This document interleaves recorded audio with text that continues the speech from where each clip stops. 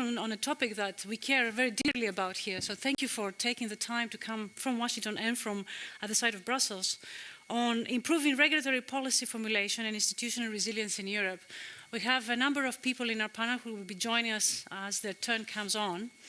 And let me just welcome you first. I have Anup Banerjee, who's come, EU Director from the World Bank. Welcome back, Anup. It's always a pleasure to have you. Rogier van den Brink, who is the representative here in Brussels, if I understand correctly. Lead economist. Lead economist here in the representation of the World Bank. And then we will have, we have two presentations, I believe, from you and from Rina Badiani, who's Rina is there.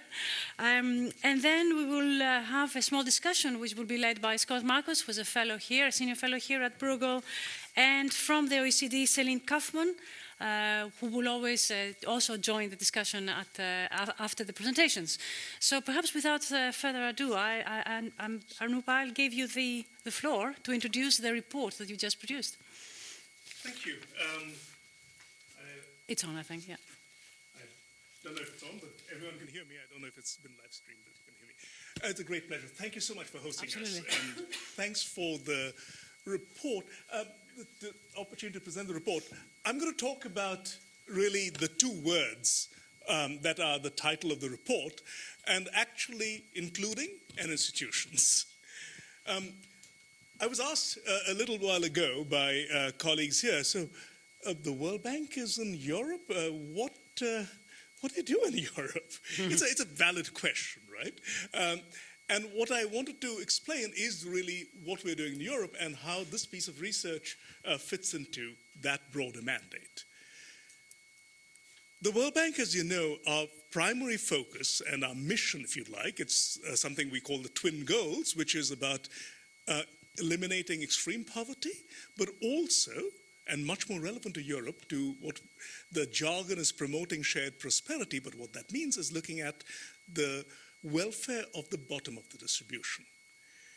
And what we found when we came here in Europe and started working on European issues some years ago was that, of course, and all of you know that, most, or if not all of you are Europeans, know that this is a subject that is alive and well in this continent. Inequality is something that is flourishing in Europe, and much of our work that the previous reports shown their work have pointed out is delving much deeper into the dimensions of inequality and its causes within the European Union. A long time ago, the first ever report that the World Bank did on the European Union was a report that some of you are familiar with. It was called Golden Growth. And Golden Growth was seen as a bit of a love letter to Europe, and it called Europe the convergence machine. The convergence machine is a phrase that has caught on, and as people forget its origin, it was from that report. And the idea was really that the European Union has been the greatest in modern history in terms of improving the lives of the worst of countries within it. Better than East Asia, and that was the time of the East Asia miracle, was the major source. But then we followed it up with a report called Growing United, which is part of the same series, and looked at the fact that if the convergence machine is so good, why the angst? Why the political turmoil? Why the economic challenges that the European Union is facing today? And essentially, the one-line tag from the Growing United was Europe is growing, but not growing united. And that is a theme that essentially permeates all of the reports, including this one, is that what we see is that different aspects of the European project are moving at different speeds. This is not about the old multi-speed Europe debate. It is really about the fact that if you delve down, and you'll see some data that Rina will present that are new data from this report, what you will see is that regions within countries are polarizing themselves. So the example I always give is that for those of you who've been to Bucharest, Bucharest is converging to Ile-de-France in Paris in terms of per capita income. And you see that when you go to Bucharest. You go to northeast Romania, and you see scenes from my home country, India, right? And this is what is happening across Europe, where you actually have a huge polarization of regions, but also of opportunities and people. And that we talk about in Growing United. We also talk about in the report on Rethinking Language Regions, and in Rohir's last report, Thinking CAP, which was the pun on the Common Agricultural Policy, talked about how different countries in Europe have agriculture moving at very different speeds in the terms of, in countries like the Netherlands, you see that actually agriculture is inversely related to poverty. So that if you're in agriculture, you're actually better off. In Southern Europe, it's exactly the other way around. If you're in agriculture, you're the poor, right? So what is the story of all of this? Part of what, again, every one of these reports talk about, and I'll end with that, is that it is about institutional framework. It is about the fact that across Europe, this idea of a uniform institutional parameter that all countries, all regions, and all people enjoy is obviously not true. One of our previous reports also talked about the incompleteness of the services union, right? And how actually that has impeded the growth and welfare of the poorer parts of Europe and the poorer parts of Europe's population. So a big focus in every one of these reports, including this one, is about how to improve inclusion, how to promote inclusive growth. And as you'll see from this report, what we say is that every aspect of the growth puzzle needs to be looked at. We need strong growth, and that is what, of course, everyone focuses on. Is Europe growing? What's the headline number? It's 1.6? Oh no, it's 1.5% a year. But that masks a huge amount of diversity under those numbers. So strong growth also has to be shared growth. And that's what we talked about in Growing United, that it has to be shared across the population, rich and poor, and it has to be shared across regions, rich and poor, even within countries. What this report picks up on is the third aspect of growth. Growth has to be resilient, not just strong, not just shared, but also resilient, because shocks will happen. Shocks will perturb the situation. How quickly can countries and people and households and families rebound back from that, and what are the institutions needed for that? So that is the focus of this report, and I very much would look forward to your comments, thoughts, and encouragement, or brickbats, as the case may be, as we delve deeper into the conversation. Thanks for giving us the opportunity. Thank you very much. Thank you very much for providing the context for this, and it's always a delight to actually see somebody from the outside looking in to remind us of some of these issues. So we are going to hear more about this report. We have Rohir and Irina, who will take 20 minutes to give us the main gist of this report. The floor is yours, Irina. You need to turn it on. Also not down the equipment.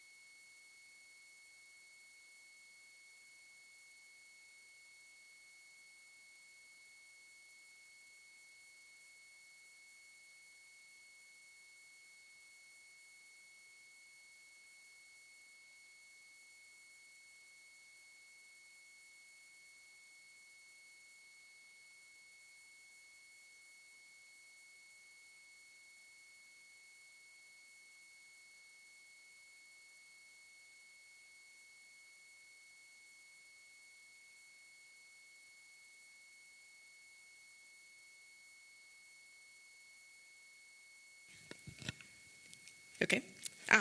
There we are. Not just for median households, but also for low-income households. We use a concept of low income by EU standards, which is the same across Europe, to see where the profile, or what the spatial profile of that population is and how it's evolved over time. And what's clear is in the period until 2009, the share of the population that had low income by EU standards dropped considerably. And particularly that was driven in these new member states that had historically higher poverty rates. However, what we see is that within these countries, that the extent of divergence has been seen as being quite different. And that what you're seeing is that regions within European countries are pulling away from each other, further and further away. So if we take again the example from Romania of Bucharest, you say that Bucharest has gone from a per capita GDP in PPS terms of just 60% of the EU average in 2000 to 30% above the EU average in the most recent data. Whereas when you look at Vaslui, and Giorgio and Harjita, you see that their incomes, whilst rising, you see a very clear catch-up process. They have not risen quite as much, and that this growth has been driven by cities and capital cities and in high-income regions and secondary cities. So what one's seen is this divergence that's been occurring at the same time as the convergence at the country level. But what you see quite clearly is the stalling of the convergence process. And it happened in the crisis, and it happened, and in the way that it happened, it highlighted cracks and underlying instabilities that had previously been hidden. And this is linked, actually, when you think about it, it's linked to the way that the crises unfolded, and which varied considerably across countries, and this is fed back into this convergence process. So the deepest impacts have been seen in countries in Southern Europe and in the Baltic states. And what you also see is that convergence actually and catch-up in Central Europe restarted quite quickly. But there was the divergence in Southern Europe that meant that these convergence processes at the EU level continued to be stalled until 2016. And importantly, what we've seen on the household side is that labour markets and household incomes have taken longer to recover. And this has a fundamental impact on low-income households.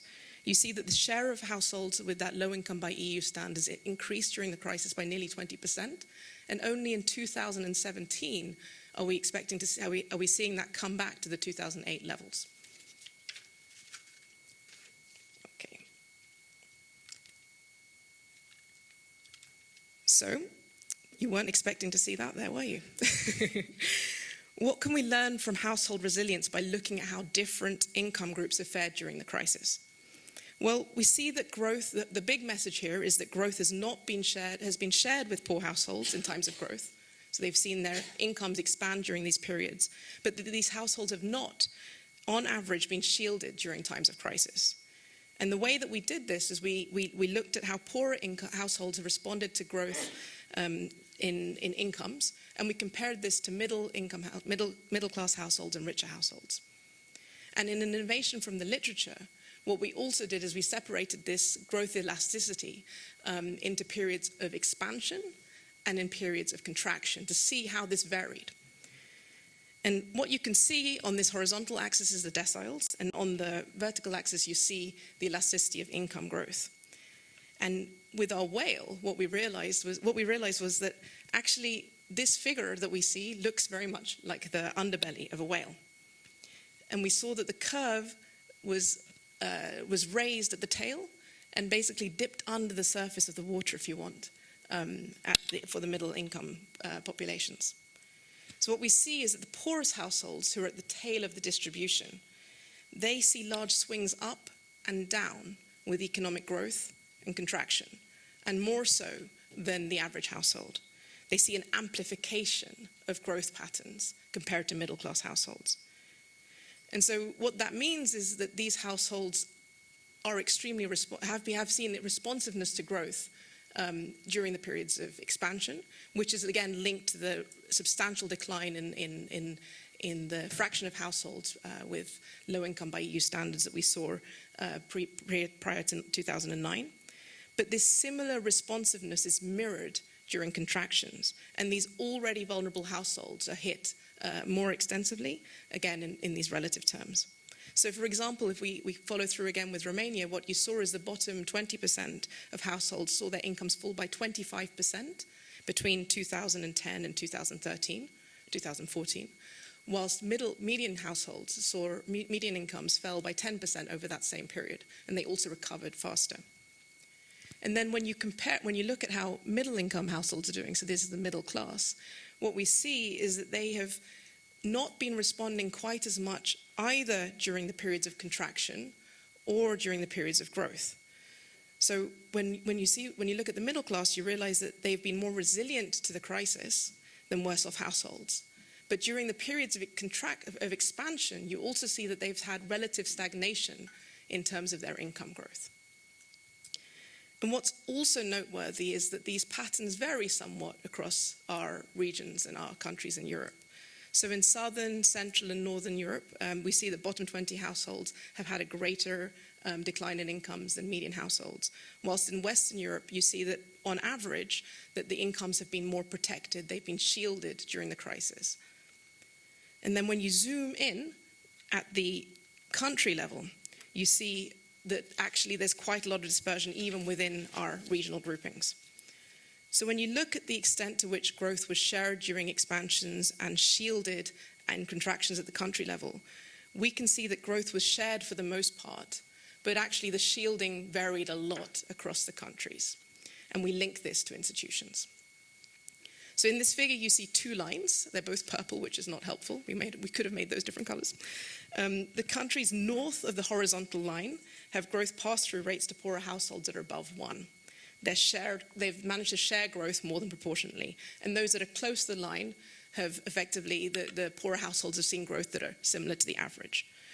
And what you also see is this vertical line, countries right of the line have managed to shield their households more during contractions than those left of the line. And what you see is that most countries cluster either at the line or above the line of the horizontal line, which means that we see that the majority of countries have managed to share growth with worst off households. But what you also see is the much greater dispersion when you look horizontally. So it's quite clear that you have more dispersion in the extent of shielding than you have in the extent of sharing. And if you look at the top left-hand corner, you see 4 countries that have this exact story of amplification. Bulgaria, Romania, Italy, and Portugal. The way that the household incomes have responded have been amplified during the contractions and the expansions. But the way that it's played out in terms of the pockets of the household is quite different. So if you look at Italy, where you see a long duration of the crisis, what you've seen is that bottom 20 incomes have really not shifted between 2006 and 2016. Whereas when you look at Bulgaria and Romania, which had strong depths of crisis, but relatively quick recovery periods, what you see is that the incomes of the bottom 20 have somehow still managed to grow despite that strong volatility. What we then did was to link this to social protection systems. And what we found is that essentially being a high spender is not enough. That having a high percentage of GDP and of revenues devoted to social protection relative to other countries was not sufficient to explain this pass-through rate. What we see is that it's about the extent to which the spending is targeted towards low-income households and the coverage of those low-income households. And what's also quite clear is that what you need are social protection programs that are responsive and adaptive. They need to be able to quickly absorb households that are at risk of falling into poverty when these shocks hit. And your systems have to accommodate for that. And what they also need to have is adequate funding and sufficient coverage. Otherwise, you see that households fall through the gaps. So this is just one institution. I'm going to leave Rogier to do justice to the remaining part.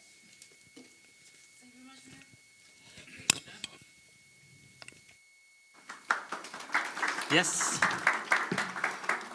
applause is in order. So,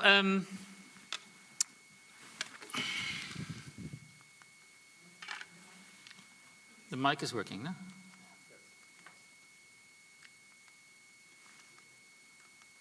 Okay. So, as Orup told you, we're going to focus on inclusive growth, and we're going to focus on resilience. Now, resilience we have defined as how capable are you to absorb a shock and then rebound from it. So you get knocked down, okay, but how quickly do you get up? So resilience we will measure as something that happens with respect to the absorption, how bad it is, and then how quickly you can recover from it. And then we needed to operationalize this idea of inclusive growth. So we said, okay, we are going to look at economic growth, the traditional measure that you read about everywhere, but we also have to now add, how does unemployment react to the shock?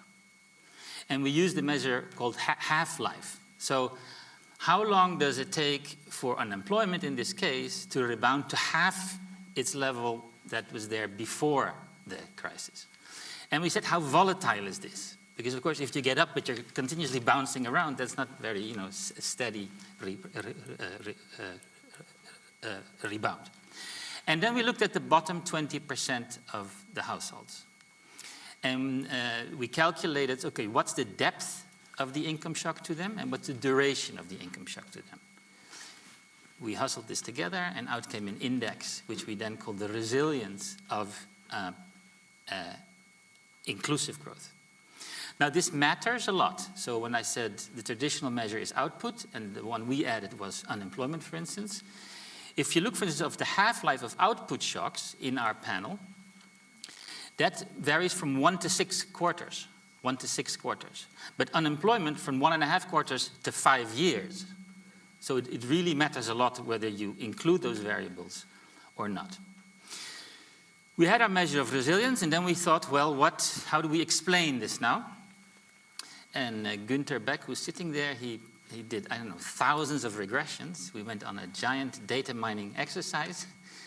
And we said, what institutions, what policies should theoretically matter? Yeah? Which of them are statistically significant, who move in tandem with the resilience measure? And which ones are also economically significant? Because as you well know, sometimes you can have a high T value, you can have a high statistical significance, but if you calculate, okay, what does this mean in the real world? 1% increase in this, does it produce only 0.00001% increase in the outcome? That's not economically significant. So we screened these host of variables for that, and we selected them. We then produced heat maps, because again, instead of producing gazillions of tables and regression results, we said, let's put this together in a heat map. I'll show you the example of it. So this is the heat map that looks at all the countries and all the policies. But these heat maps then compared the EU members along resilience, they were ranked, and along the institutional variables that we selected. And to give away the punchline, so resilience institutions were strongest in Western Europe and weakest in Southern Europe, with Central and Eastern European countries in an intermediate position. Now, if you look at the graph, so you have the top row is the aggregate resilience measure, and then we split it up into Western Europe, Northern Europe, Central and Eastern Europe, and Southern Europe. And just take a step back and say, yes, the world is greener to the left, no? And the world is more orangey and red to the right. You see a whole list of variables there that if you want to read the report, you can go into the details of each of these institutions. But those were the ones that we screened, yeah? So we tested a whole bunch of things like public debt, non-performing loans, the rule of law. But these came out as the ones that would meet our screening criteria. And you see the economic resilience, the first 1.1 to 1.5, the household income. You see an optimal currency indicator, the business cycle synchronicity, and then the other measures: inequality, low income protection, labor market indicators, and private sector conditions. Now, before we go into some of the things, some of the institutions that we thought matter, we have to understand something about the Eurozone here. So the Eurozone has one monetary and exchange rate policy for the entire zone. Yeah?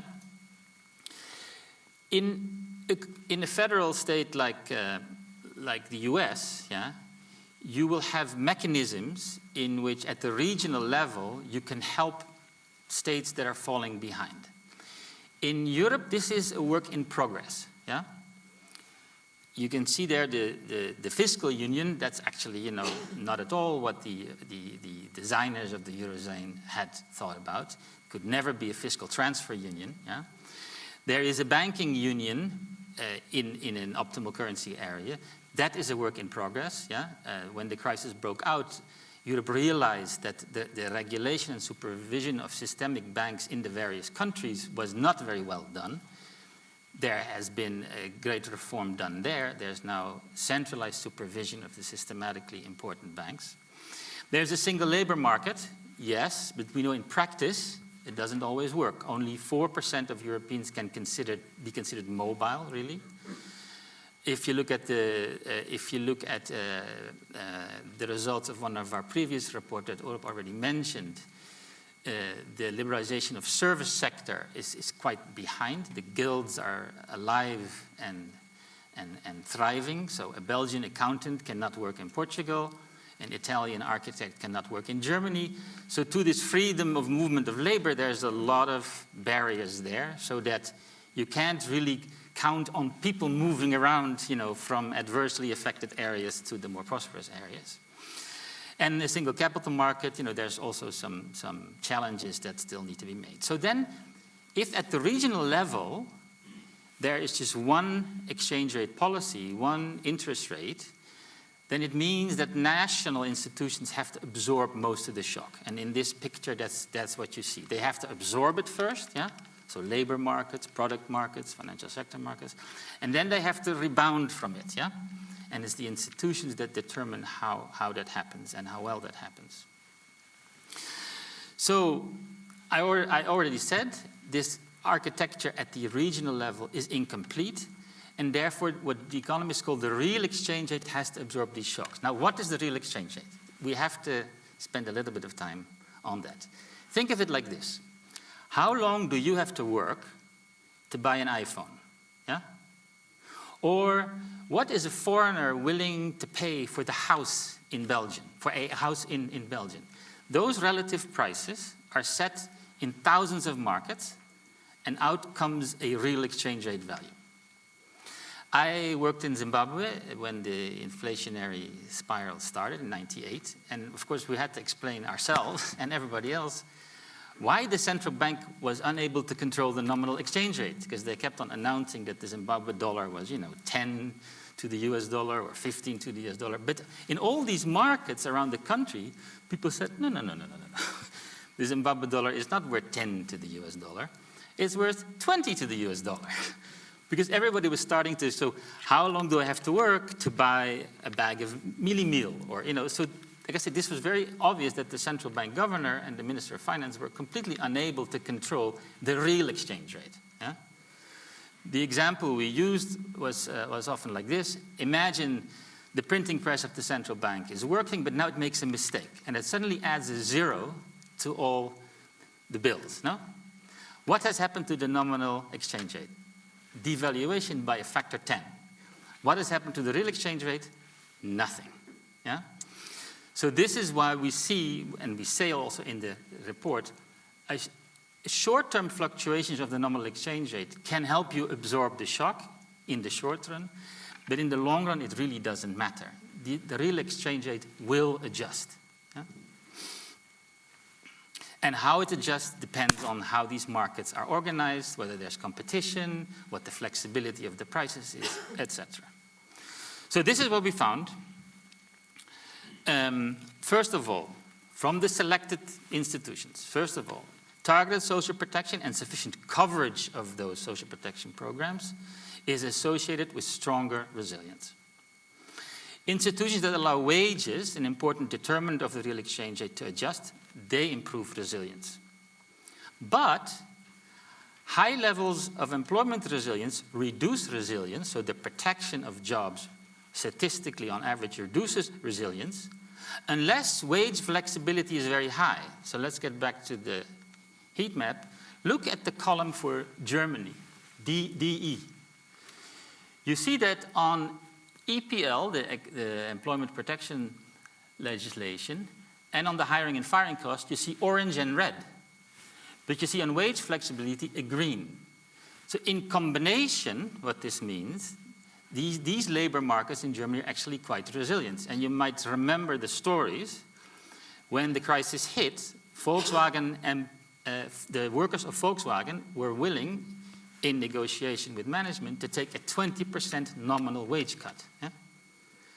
So yes, in return for not being fired.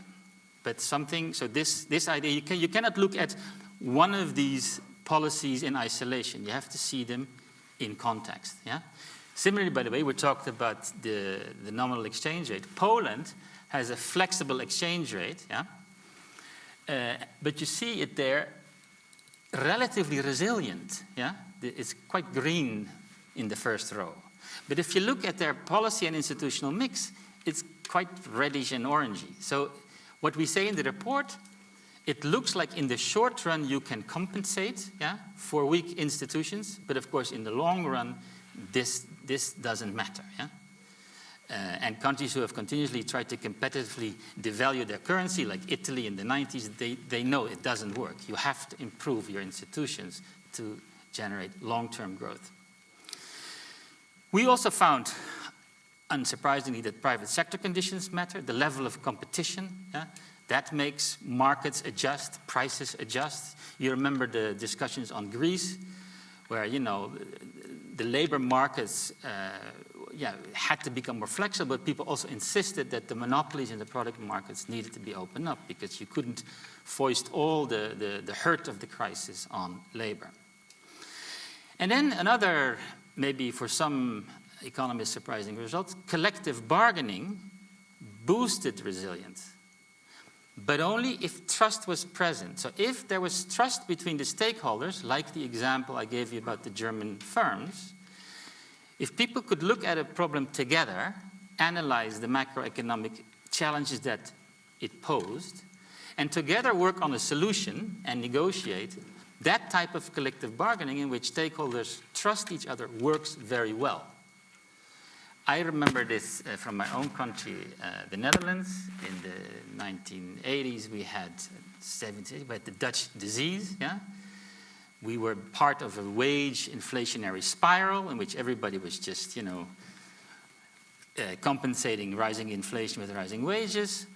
When then the labor unions sat down with the employers and supported by the government and said, what is happening to us? Why is our strengthening currency the real exchange rate, by the way, because our currency was linked to the German mark. Yeah? It was fixed.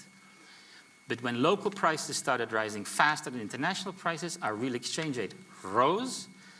Many industries in Holland became uncompetitive. We had to close down our shipbuilding industry, and you know, for Holland that was quite a big thing because of the exports of natural gas. The solution was stakeholders have to sit together, understand the macroeconomics of what's at hand, and then agree on a solution. In this case, the solution was, we labor unions, in exchange for you not firing everybody and closing down our industries, we will make sure that our wages remain competitive with German wages. Yeah? So we'll make sure that our wage increases will stay our main competitors' wages. If you've ever seen a soccer match between Holland and Germany, you know that that is a big thing to do. So that trust is a variable that really determines how something like collective bargaining, we found, was statistically and economically highly significant, maybe against what people had thought. We also found that trust in institutions, and resilience reinforce each other. This level of cooperation between stakeholders at national and regional level is built on this trust, but these trust levels change over time. Because when we first found that trust in institutions mattered, we had a lot of people saying, listen, but trust, these are historical issues, you can't change them. When we looked at the data, trust levels actually changed quite significantly within Europe. And we found that in the more resilient economies, trust levels rose, whereas in the less resilient economies, they decreased. So this is, in the report, we make a point out of that this interaction is important and you do need to work on that. So the conclusion, boosting resilience is about strengthening the real exchange rate institutions that help cushion shocks and support economic rebounds. Resilience itself doesn't produce long-term economic growth. If you get your flu shot, you'll get better, but you won't grow. So there's another set of policies you need to stimulate growth. But not getting the flu will give you the space to work on growing. Yeah? So it's even to foster long-term growth, it's good that a more resilient economy gives you the space to work on those. And then we found that trust in institutions make actual reforms more effective, and they reinforce resilience in a virtuous cycle. Thank you. Thank you very much. Okay, then we can move straight to, thank you, please join us. We can move straight to the discussion. Scott, can we start with you? Okay, thank you. I'll need that, thank you. Good, well, as far as Arup worrying about brickbats, you won't hear any brickbats coming from this direction. As you'll see in the remarks that follow, which I think are about to go up on the screen, my Bruegel colleagues and I are really very much on the same page. I think that this is a very thoughtful, very comprehensive report. I think it's a very fine piece of work, and we very much welcome it. Now, that'll be up there sometime. It seems to me that some of the key messages here clearly have to do with issues in the European economic system, particularly as it relates to the lower two deciles of the income distribution, and more generally, a perception that institutional strength is important to the overall robustness of the system, which in turn is crucial for public confidence, for public support. So this linkage between the two is crucial. Oh, it is there, it's not here. Okay. Okay, so you get to see my back a lot then. If you could get it up on the screen, I'd appreciate it. And also, if it moves, I would appreciate it. Hello, hello. So I was about to say... We do have another report coming out on technology. Okay, good, this is good. Blessing and curse, yes. Okay. All right, well, let me just make some general comments then, perhaps without the slides. There were actually three areas that I was looking to focus on. One had to do with this general sense of strengthening institutions. Hey, all right. Good. Okay, so it seems to me there were, again, three aspects I wanted to touch on. One of them has to do with crisis response of European member states. A second, to the degree to which the European member states are distinct on these key indicators as shown in the report. And a third about mechanisms to strengthen institutional mechanisms. And this is something that I'm quite sure that Celine Kaufmann from OECD will want to expand on in her remarks. She's a very fine specialist in these areas. So basically the concern about crisis response, about the ability of the system to respond to crises, is very visible in work from my colleagues. I would particularly point you to the memo written to the presidents of the European institutions that we produced. We produced an entire series in September. Maria happens to be a major author of the one I'm about to reference. But basically what it says is, indeed, we have a risk of new crises, perhaps a new recession, perhaps other problems, and that the European institutions at European level are very constrained in what can be done. There's no euro area budget that you can use for counter-cyclical stimulus. As far as taking interest rates down, it's pretty hard to take them down from where they already are. And also there's a lack of political willingness to invest more in national bonds, so there's limited ability to respond to the crises that could easily happen. So our advice also was complete the euro area's governance setup, very much along the same lines as what we're hearing from World Bank here, and in this case very nicely substantiated in numbers and figures from World Bank. So again, I think we're very much on the same page. Also, by the way, from the same report, the next sentence is, if this isn't done, we run substantial risks of social consequences, negative social consequences. So again, we're on the same page. It's the right issues to look at. Now, as far as differences among the member states, we've done various kinds of analyses over the years and come up with very similar kinds of findings. A very widely cited paper by my colleague André Sapir in 2006 classified different European member states by dimensions that he referred to as efficiency and equity. For efficiency, he used participation in the labor market. For equity, what we've used in our subsequent analysis, where we updated his work, was 1 minus the at-risk of poverty indicator. Excuse me, I'm on the wrong slide here. There you go. So at risk of poverty, which actually relates to how family income compares after social transfers to median income. Basically, at risk of poverty is people that are below the 60% of median income line after transfers. So the question is really about increasing polarization among household income. And categorizing the countries on these two scales, what André Sapir found, he broke Europe up into 4 quadrants.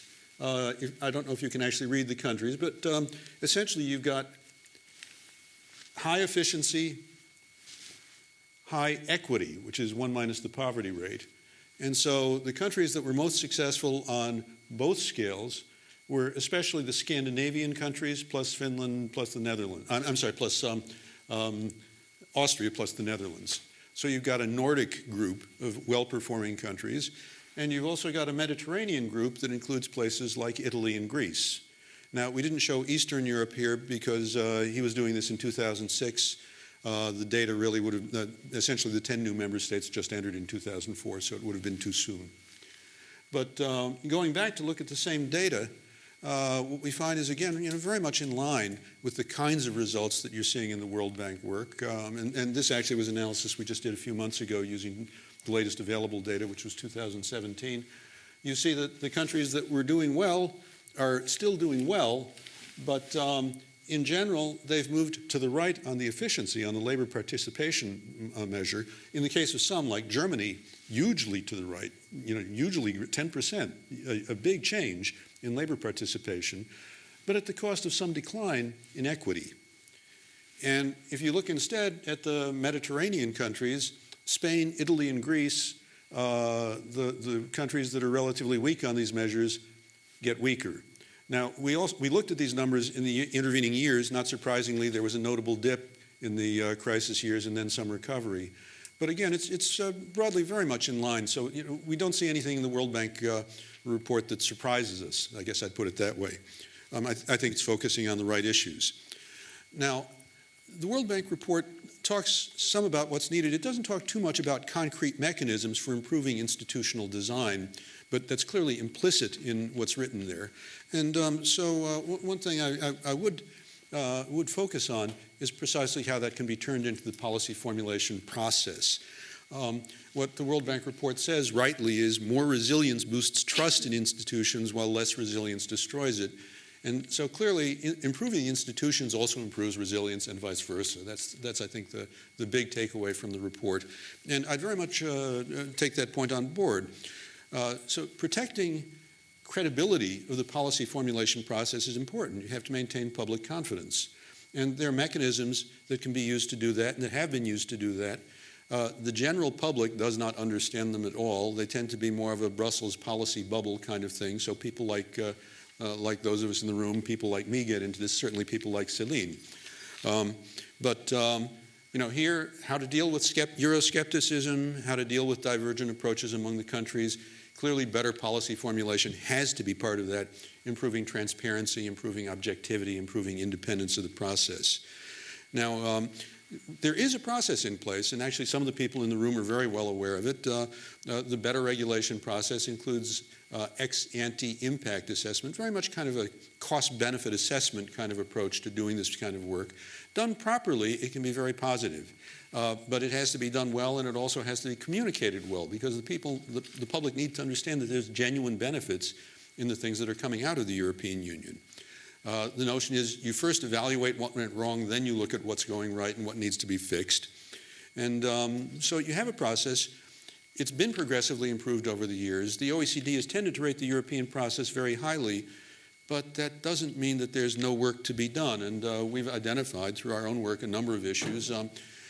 First off, there's some tendency to bypass these impact assessment, this ex-ante assessment on the politically delicate or hot issues. That happens probably less than it did in prior years, but it certainly happens. You also find occasionally, and sometimes not so occasionally, some of the impact assessments are done with less objectivity than one might hope for. Some of them, you read it and it's quite obvious that the people doing the analysis knew what outcome they wanted at a political level and then made the analysis fit, rather than doing it the other way around, which is the right way to do it. So again, there's rooms for improvement. I was doing work for the European Parliament looking at the economic benefits of all of the different measures in the digital single market, which is close to 40 different legislative measures that were enacted in the last 5 years. I don't think I found a single one where there was a competent analysis both of benefits and of costs. If you were lucky, there'd be either one or the other. So clearly there's room to do more. And another point would be in terms of objective independent review of the work, which in the first line comes out of the Commission, you really need to have independent review done. And while I have great respect for the bodies that do this, both on behalf of the Commission and also within the Parliament, I would claim that there's actually no body that covers absolutely everything that ought to be covered and that's adequately resourced and has total independence. So there's room to do better on this count as well. I guess a last point would be one of the great champions of this approach, and also a country that scores well on regulatory process in general, is the UK. As they depart the process, if they depart the process, it removes one champion from the room, and that may have consequences as well. And with that, I'm happy to hand over to Celine Kaufman. Yeah, indeed. Thank you very much, Scott. Thanks. There's a lot of material that the panelists have given us, and Scott, you've added up to it. So I'm looking very much forward to the discussion. Lots of different pieces of information. But before we do that, why don't we listen from the last speaker?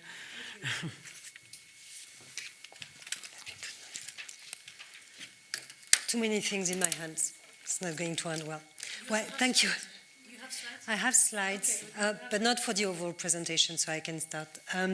Well, thank you very much for the invitation, and thank you for the very interesting report and slides, actually. You won't, for those of you who know me, you won't be surprised that I'll focus and pick up on Scott's final slides to focus on a specific set of institutions, those related to the quality of laws and regulations, because when you think about it, laws and regulations are really key instruments of policy making, with spending, budget, by which governments can actually influence economic performance, but also social redistribution. And I know you've covered a lot more institutions looking at your slides, but I thought I would focus on those and throw out a couple of comments. I come from the OECD Regulatory Policy Division, so that explains as well the focus of the presentation. So maybe the first point I wanted to make based on the work we've been doing, so I see my slides here but not here, just to tell you where we stand. The first thing I wanted to throw in the discussion is that it's incredibly hard, and we've tried for many years, to actually assess the impacts of institutions on economic performance. It's not, and it's the holy grail for us. So we've been trying with countries and so on, and it's not like only the result of a simple regression of institutions against economic growth. There are many issues related to that and to assessing the economic impacts of institutions that have to do with timing issues, endogeneity, attribution issues. What we've been doing with our countries actually is to try and define a broad framework of measuring regulatory performance to help them understand the inputs and the outputs and the outcomes.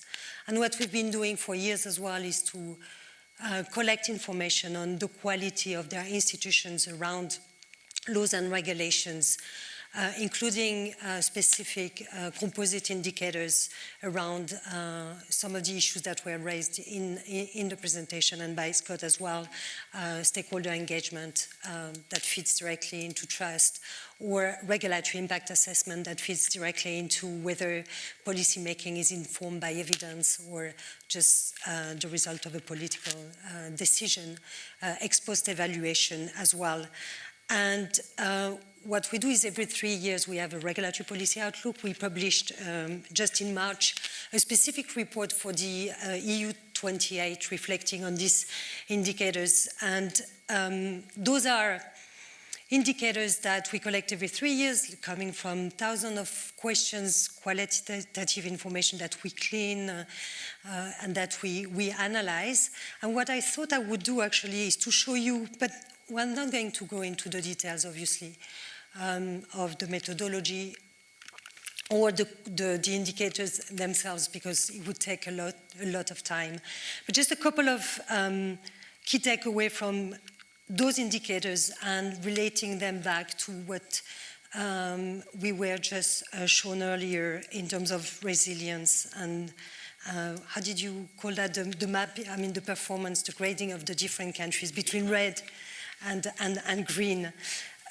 What you see, and I'm showing stakeholder engagement for primary laws, we have for secondary, we have regulatory impact assessment, ex post evaluation, but just a couple of things. What you see here is that, broadly speaking, the EU does better than most of its members on these performance composite indicators, regulatory impact assessment. So the EU is doing very well. What you see as well, and I can show you any of these graphs actually, is the wide variety across EU members on these different composite indicators. The EU constituency is not homogeneous when it comes to these better regulation institutions, and the EU institutions are doing particularly well. If you look at the correspondence with the table that you showed us, there are some correlations that are interesting to note, in particular the UK or some other EU countries like Germany and the Netherlands, which have established some strong better regulation institutions and agenda at home, also feature as a whole very green on your graph. Some of the southern countries from South Europe or Central Europe are also lagging behind the better regulation agenda, and you can see it on this graph. However, we've seen recently strong developments in Italy, in Portugal, in Croatia, in Estonia, that will most probably take a long time or some time to actually show the economic impacts that you could expect from those improvements. And I think what is striking when you look at our indicators, and it's probably the same for you, is that you don't, except probably for the UK, you don't see one country that has very strong performance or very weak performance across all of the indicators. So it's like not only heterogeneous across EU members, but it's heterogeneous within one country where the progress and the reforms have been done in recent years and in the past as well. And given that our indicators max is 4, you can see that there's a big room for improvement for all of the EU countries on these specific disciplines of the better regulation. So I highlighted the fact that it's very difficult to assess the impacts of these specific institutions on economic performance. We haven't managed to do so far. But it doesn't mean that we're not convinced. Did I lose the mic? No? Okay. But it doesn't mean that we're not convinced of the importance of these institutions, obviously, and they are very strong theoretical and even anecdotal evidence that of the importance of transparency, evidence-based policy to support good economic outcomes and obviously good redistributional outcomes as well. Just to give you a couple of examples of that.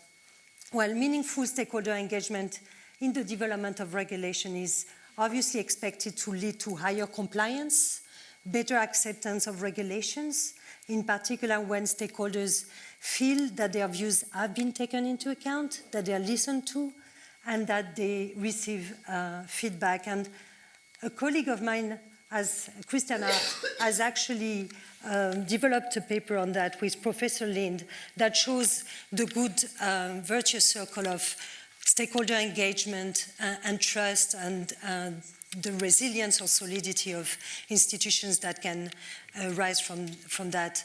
And conversely, there's a lot of scientific studies showing that people, when they feel excluded, they feel bad about it, and it's actually akin to physical pain. So we know, obviously, from those evidence that they matter. And it's the same for impact assessment. When you think about impact assessment, this is really providing policymakers with crucial information to base their decision-making and to achieve their policy goals. It is obviously challenging to develop a correct policy responses that maximize social well-being, societal well-being. And it's the role of these regulatory impact assessments to help policymakers examine the impacts of their alternative options for action. They clarify the impacts, they reduce the likelihood that policies favor specific over general interests. We know the theory, all of that. And they help identify the trade-off that exists, so potentially to identify how to achieve redistributional outcomes and what could be the cost of that. But what we know as well is that from the use of this discipline is that the beneficial impacts may not materialize from adopting these different disciplines. In particular, when you think about stakeholder engagement, how it is used in most countries, it comes often very late in the policy-making process. And if it comes after a decision has been taken, it doesn't really influence the decision-making process, and that's not going to help inform the decision-making process.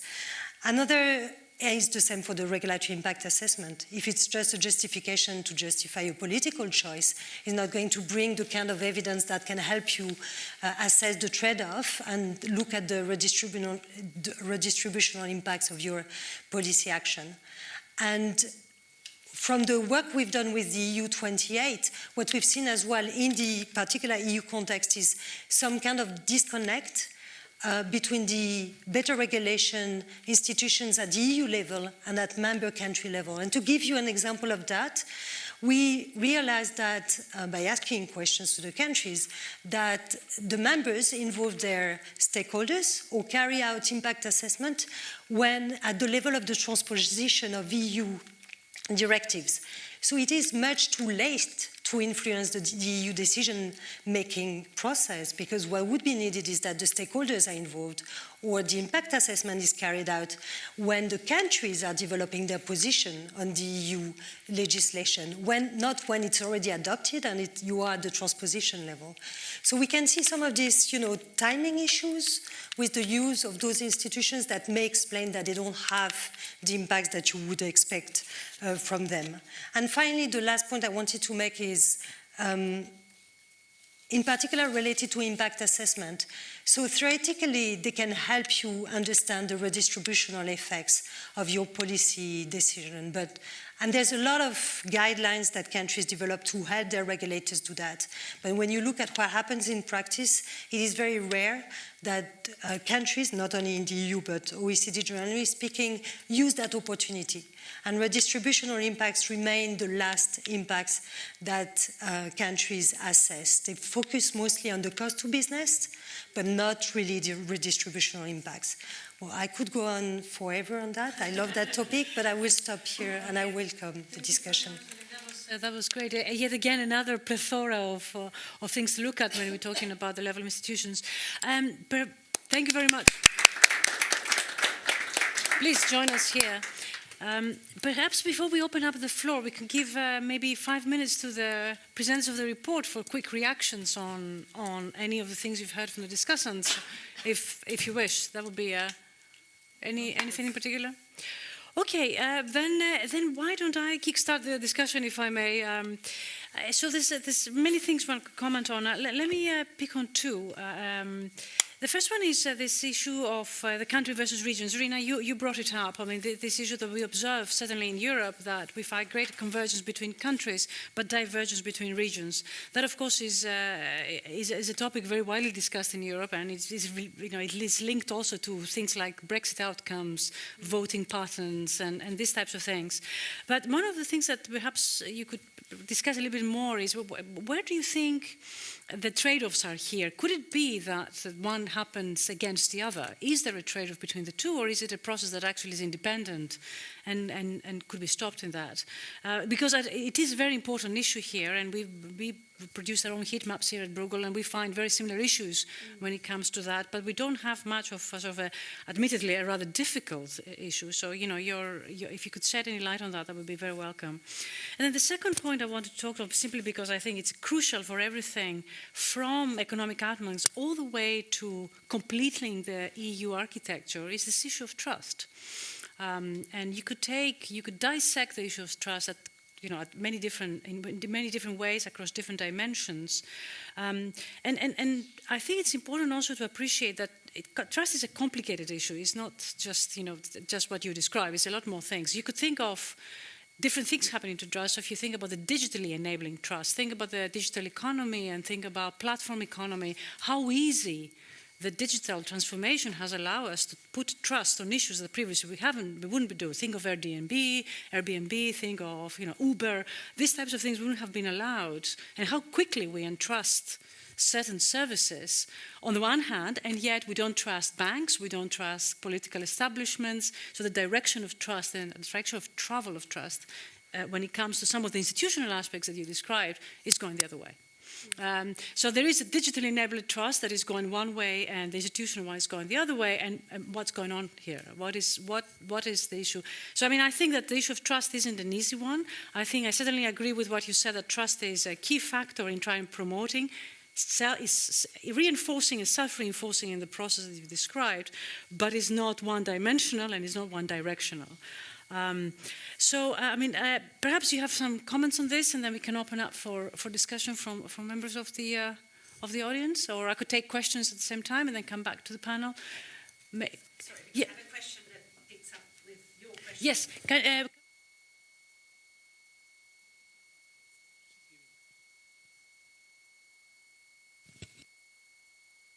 Hello, I'm Ruth Passman from the European Commission. Okay, my question is linked to your question on region and country. The first point is that, of course, all the indicators that you showed and plugged in and to give the heat map are all at country level, so they don't really fundamentally address the initial problem that was asked. So I don't know how this interacts. And indeed, the question is, how does it fit with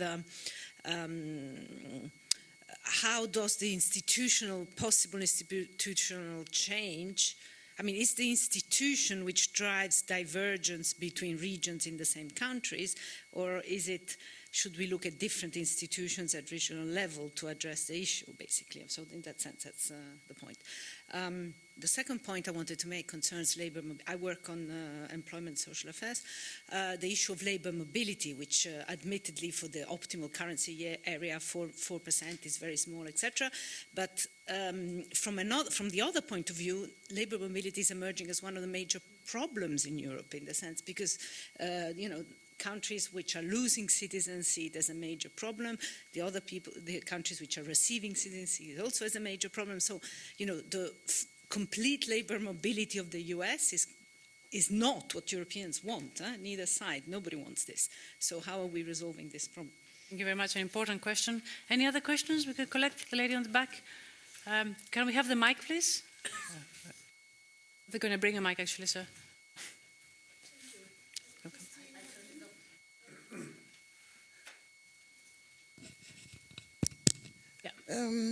I'm a professor in Aix-Marseille. Concerning the institutional change, you mainly mention EU framework and needs to move forward. What about the transformation of the institution, the crisis of institutions like social security, hospital, legal system? You want more rule, more general European legal system, but there are already too many rules, so too many regulations. And I think it may be necessary also to not only mention regulatory policy change and resilience, but also, as you mentioned, the trust is moving towards different actors, and institutions are in crisis because these tech companies totally changed the power game between traditional and new actors. Thank you very much. One more question, and then Niklas from Hi, Bruegel. Is this on? Hi, Niklas from Bruegel. So my question is basically related to this kind of policy. So we live in the age of Donald Trump and of Brexit, and the country that sticks out as having the best impact assessment is UK, the country where we have Brexit and where people say on the TV, these people with these acronyms, they tell us what to do, and that's wrong. So I wonder if we, as experts that write this report, focus too much on policy and kind of forget about politics. So this kind of, how can we actually implement the reforms that we need? An important question. Thank you, Niklas. Perhaps we can come back to the panel and then we'll have a second round. Anyone who would wish to share some thoughts on the three questions asked? Yeah, let me Here, say one thing about trust in institutions. Oh, we need the microphone, actually. Sorry, the microphone was back there, I think. Can we have it back? He's wired up. Are you wired up? Okay, sorry. Yeah, I'm wired up. So I remember one of my first meetings with our team and some of the countries that we work with a lot in Eastern Europe. I remember that several of the representatives of the countries, including the World Bank representatives who were working there, they would tell the following story. They would say, oh, we've made lots of progress. We have really, the European acquis, we have really passed an enormous amount of laws and regulations. I thought, wow, that's cool. And then they said, but now there's a problem, the implementation. And I was literally stunned because I thought, how could you implement laws that you don't implement? I mean, what more fundamental critique could you give on the rule of law than this? So there is this drive towards passing laws without them then being implemented, and that, of course, undermines trust in a very major way. So I think it's also, when we talk about reforms in the European Union, let's make sure that the existing body of regulation is actually implemented, because without it, the trust is just not there. Thank you. Rina, any thoughts? Sure. So there we go. I was lucky enough to be asked a question that you, in fact, gave me the answer to at the same time. It was very helpful. So your point on essentially on states not becoming self-perpetuating and there not being a cycle of reinforcement, I think is where we would stand from the perspective of convergence at the country level versus the regional level. So, of course, it's an incredible asset to have capital regions and secondary cities that are agglomeration economies that are successful, and that's not something that we would ever say is detracting from a country's success. But what that agglomeration means and what those secondary cities mean are that you can end up in situations where you have such strong pull, if you want, and such strong growth momentum coming from particular areas, with others that effectively are increasingly left behind, and not just from a growth perspective, but also from an opportunities perspective. So we're going to release in a few weeks a sub-national analysis of human capital in Romania. And it's really very striking when you look at that map and you look at the GDP rates. In fact, when you look at the DG Regio reports on social indicators across countries, you see very quickly that there are some parts of, this is in this context, Romania, which simply are not growing at the same speed. But when you look at the opportunities afforded to the children in those locations, when you look at the business environment, you see that those opportunities, both for people and firms, it creates this reinforcing cycle. And so when one considers this regional divergence and lagging regions, it's not so much from the perspective of agglomerations that are this powerhouse of convergence and growth at the country level, but it's the question of, well, how do we use our policy instruments to support the lagging regions, to support the opportunities for development. So, but this also links, I think, to this point on migration. It's not just the cross EU country migration we need to be looking very deeply at. It's the depopulation of some of these lagging regions. And it becomes, again, a reinforcing cycle where you speak to businesses and they say, well, the skilled labor, the younger labor, the labor force that we expect to be there, that would be the comparative advantage of this region, they've moved. And some of them, precisely. Well, it can be both brain and brawn. So you see actually some positive indicators in Romania where you see the out of school leaving rate, and that's not quite the technical term, but it's at a lower level. It's one of the lowest levels it's been in I think 5 or 6 years.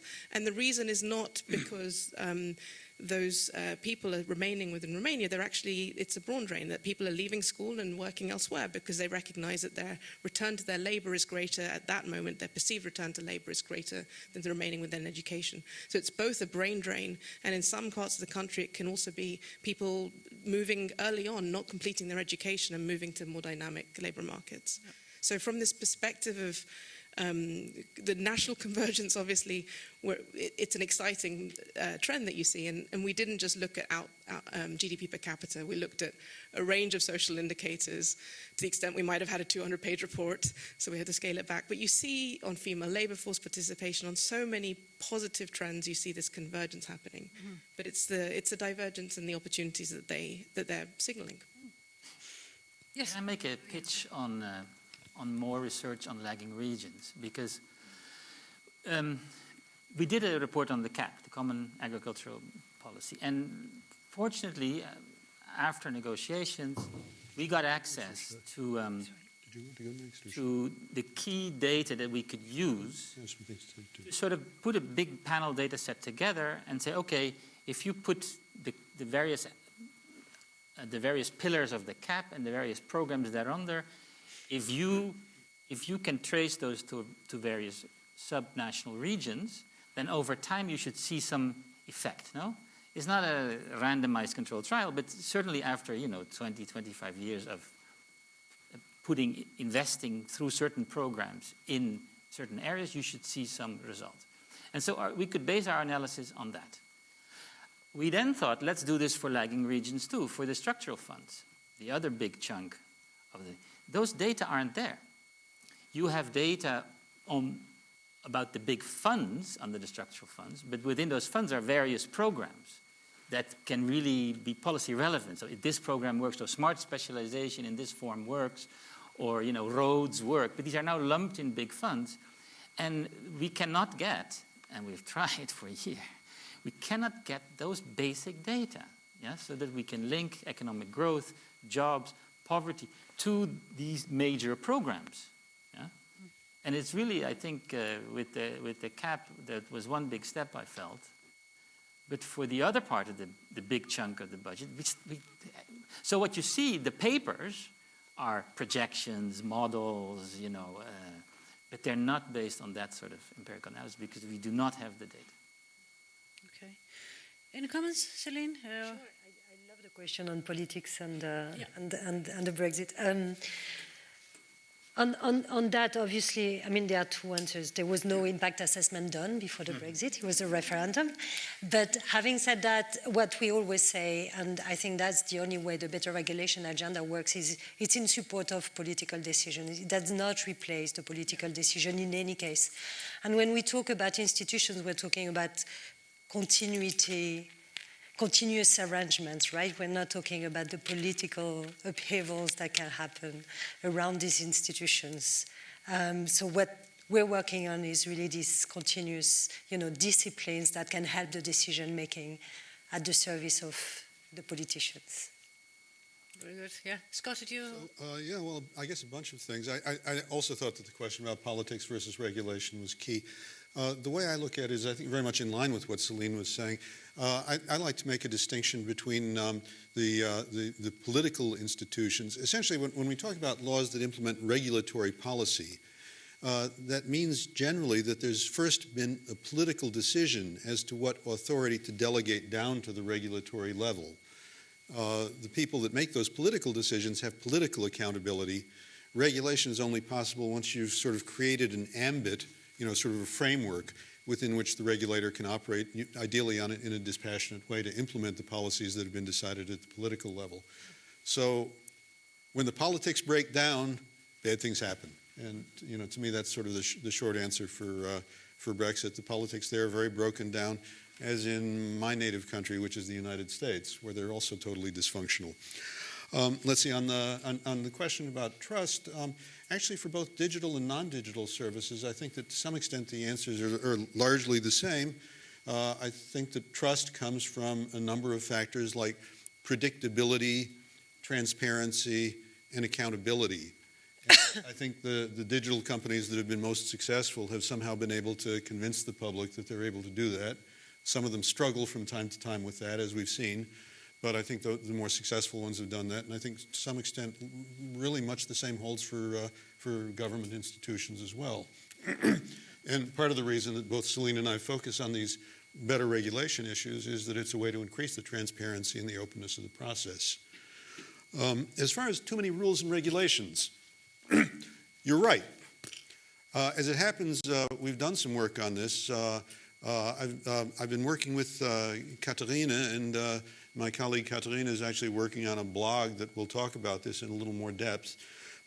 We actually looked, given that the Juncker Commission had talked about regulatory simplification, about being bigger on the big things and smaller on the small ones, we were curious as to whether more laws versus less had been enacted in the current term.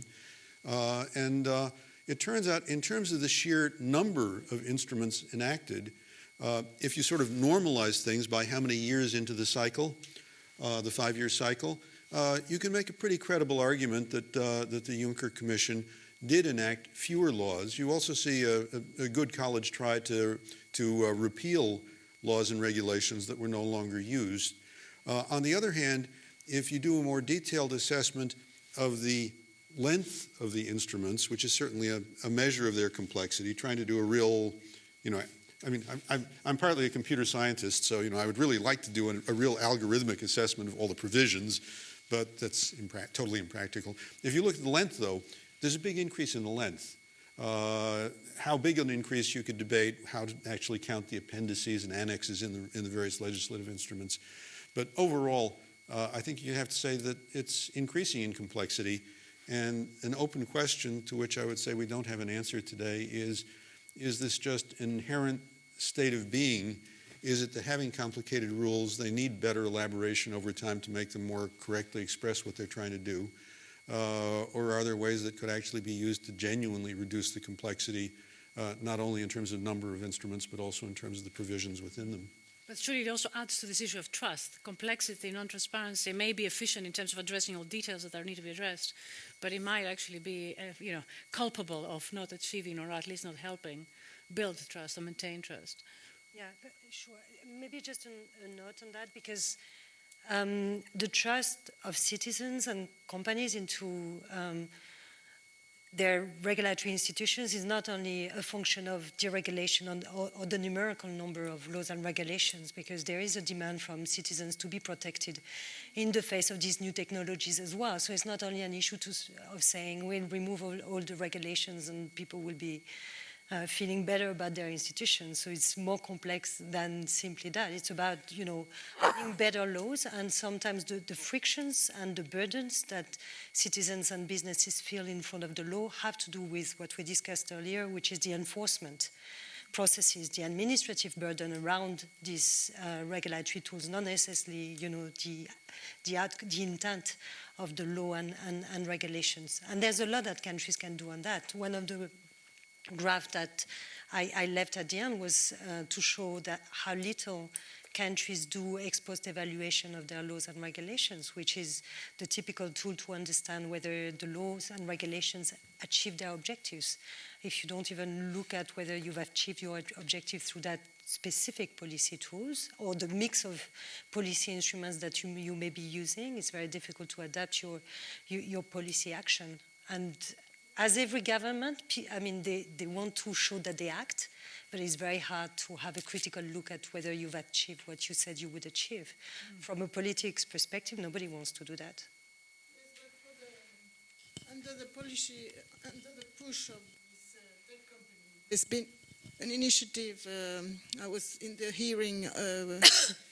First, it was the initiative of DG Connect, and then it has been chaired by the committees, social and economic committees. And the scope of the agenda was self-regulation, co-regulation, co-regulation with whom, the traditional professional bodies or representative of different sectors were disappearing because of these tech companies. And so it's not only, I agree, too many regulations, but it's the vacuum of how to adapt it or transform them with the new digital market and agenda. And self-regulation has been disbanded, I thought, but it's a political decision.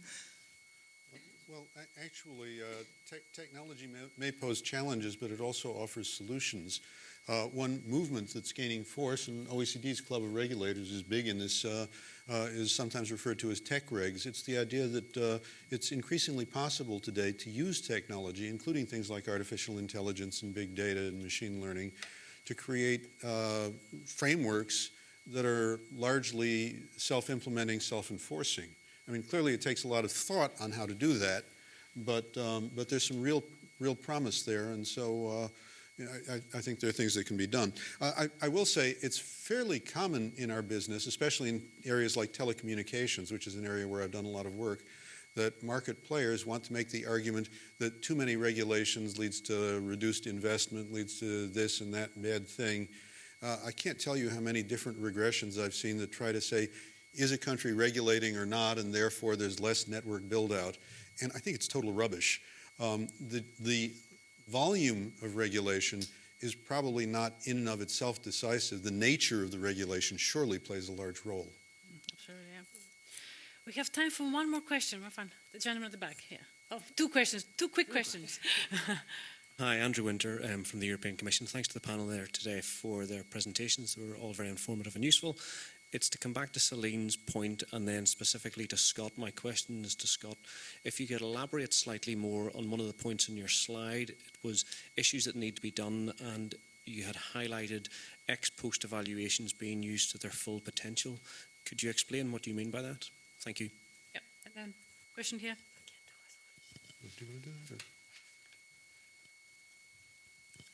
Inge Bernerts, European Commission as well. I'm very much sharing the analysis on the importance of the enforcement of rules which are put in place.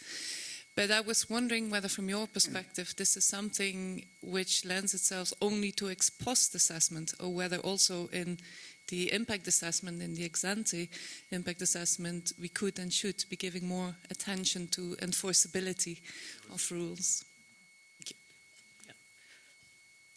Okay, perhaps we come back to the panel for some final thoughts. I just want to say that was my colleague's point there, that you shouldn't just have stakeholder consultation after the law has been passed or the regulation has been passed. It should be up front. And that was also the story of the stakeholder consultation to boost resilience. Let's together look at the problem and together come up with a solution. And that's a highly political process, by the way. Scott, there was one question. There were actually a couple there. Well, in fact, obviously, I think impact assessment needs to be much more data-driven. And actually, in work I've done for the Parliament, I've strongly encouraged them to think about this notion of automated enforcement at the time when the laws are being crafted. It seems to me that there's a real opportunity there, and the technology is there today to do probably more of that than we're doing. I don't think it'll work for everything, but I think we could be doing more than we have. On the evaluation side, this is something Katarina and I also looked at a bit. Our general impression has been that an awful lot of the ex-post work focuses, I mean, normally you've got 4 or 5 different criteria that should be looked at. Effectiveness, efficiency, coherence, and all the rest. European added value, which is kind of a somewhat soft criterion. Our impression has been that there's much more attention paid to efficiency than there is to effectiveness. In other words, much more to how well the measures are achieving what they're supposed to with minimum resources, then are they actually solving the problem? I'd make that as... There's been many initiatives like the refit platform, etc., in which we're looking about just cost and how Katharina, can you take the mic, please? Because we are live streaming. So. Exactly. I was saying that in our analysis, I mean, we see initiatives like the refit, and we see analysis of cost and of legislative initiatives and how much they costed, essentially. But we don't see so much analysis on their effectiveness. So were the ultimate goals that they set, were these reached or not?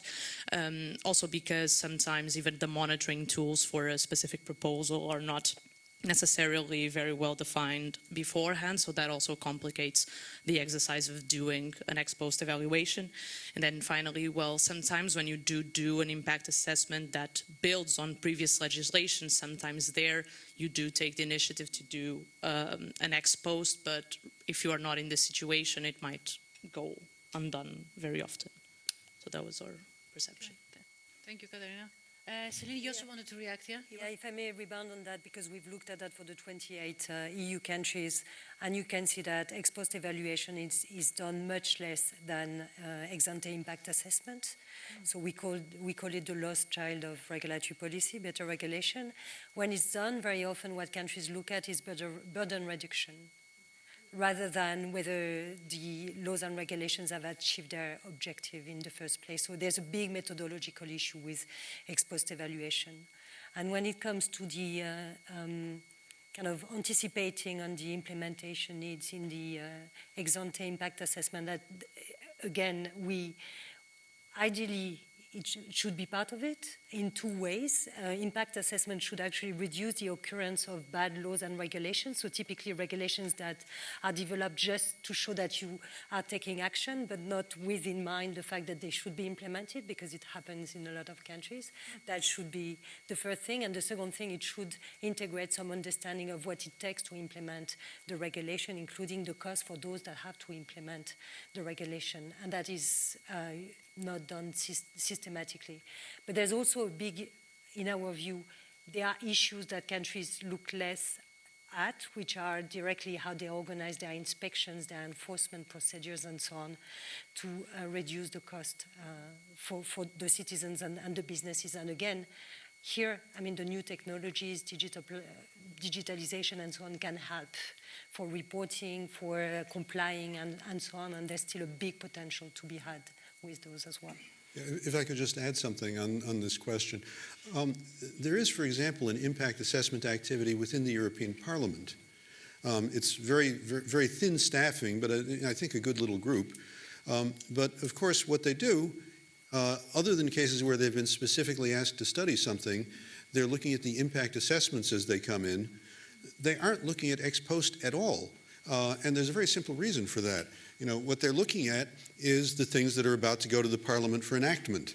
And since the ex post doesn't trigger anything necessarily by itself in the Parliament, they're not asked to do anything, they're not staffed to do anything, they don't do it.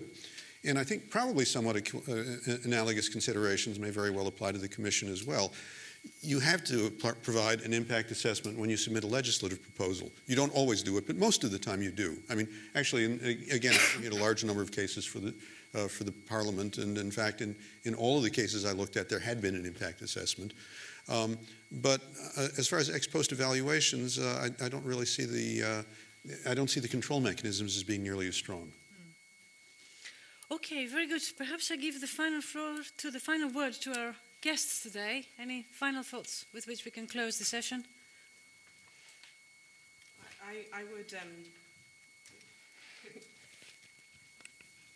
I would just, I'll use this to make a pitch, which is that between an impact assessment and an ex post assessment that comes sometime after, the unpredictability of responses from firms and households, all actors, will play such an important role of enforcement and on implementation. And those small, you could think of small assessments, or it could be continuous evaluation, which will really play the most influential role of thinking of how you went from your initial view of how this thing would be implemented to the ex post actual realization. And that process of continuous evaluation, of improving and of nuancing in implementation is vital for efficient and effective implementation. So that's more of a pitch than a reflection. I'll leave it to Rogier to reflect. Listen, just thank you very much for having us. Absolutely. I mean, it is a bit new to us to be part of the Brussels bubble. Yeah, indeed. But we're happy to be part of it. Yeah. And I hope that we can work together and yeah, drill down deeper in some of these things where I do think we need more data. Yeah. It sounds always a bit trite, but in this case it's true. Yeah. And that we may have many more of these events. Where we Well, thank you for coming, and thank you for nudging us to do better on such an important file. I mean, we all agree that this is an incredibly important file, and the more people nudge, the better, hopefully, the outcome will be. But in the meantime, thank you again for taking the time. Fascinating report, and we will continue this conversation. Please thank me in all our guests, including Celine. Thank you. And Scott.